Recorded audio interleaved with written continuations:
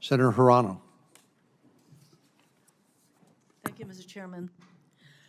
I think we can all agree that our immigration system is broken, both in the legal side, which is we have a visa system that has a huge backlog of people waiting to come into our country, and also we have a lot of undocumented people. And I would like to correct the record in that there are some 11 million undocumented people here.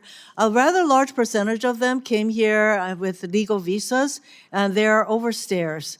So these are people who already were vetted in order to get visas to come into our country. So, things are, the issue of immigration is complicated, but we agree that we have a broken system. And I'm glad that when I was first elected to the U.S. Senate, one of the major bills that I worked on as a member of this committee was the Comprehensive Immigration Reform Bill. And while it didn't have all of the kinds of provisions that I would have supported, it was a good start. It was a good faith effort to address the complexities of immigration reform, and I thought it was a relatively fair bill, so I voted for it.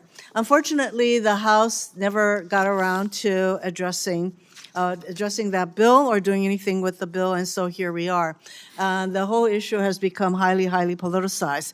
We now have a regime that wants to deport 1 million people a year, if not more. They would like to deport 11 million people. How that is supposed to happen is beyond me, but maybe that is one of the reasons that they are basically moving so much of our law enforcement community, whether it's the DOJ or all of our various agencies, into focusing on deportations. Now, I think we can all agree that people who should be deported are the ones who are violent criminals who have committed crimes. That is not what is happening in our country. So the kind of roundups where the quota or the requirement is that I should arrest 3,000 people a day, see, that leads to all kinds of actions on the part of ICE and the other agencies that they have focusing on deportation and rounding up people who pose no danger, no safety danger to our communities. But it's certainly creating havoc and fear in our communities. So that is what is happening. So rather than working on what I would consider to be comprehensive immigration reform that we can, I hope, all agree on some of the provisions, no, we are continuously blaming the prior administration.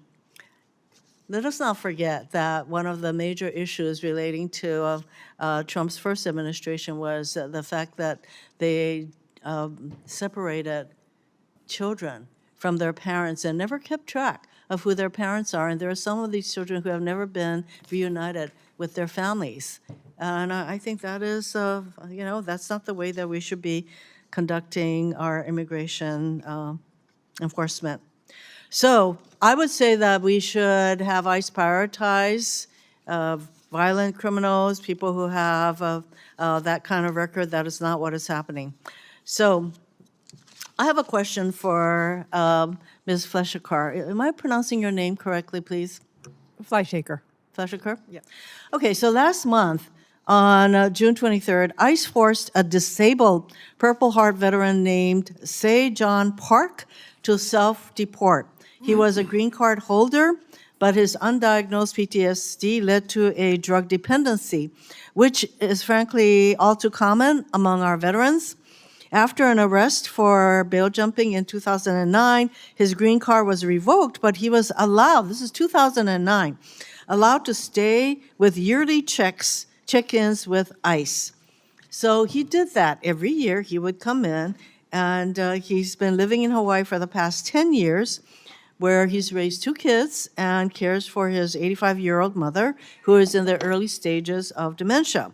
That all changed this year when ICE, under this administration, threatened to lock him up unless he left the country. So he's self-deported.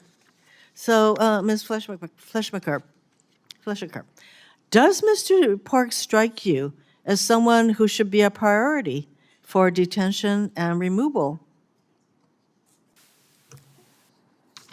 I think the issue for me is that when we focus on numbers instead of quality, we end up focusing on people without criminal arrests, people who are contributing to their communities.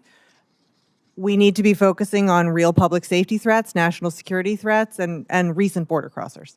Mr. Chairman, I'm sorry that my time is up, but you get my, but the priority should be to deport people who pose a safety danger to our community. And a huge number of the people who are going through that process do not pose danger to our community. So that is a use of resources that cannot be justified.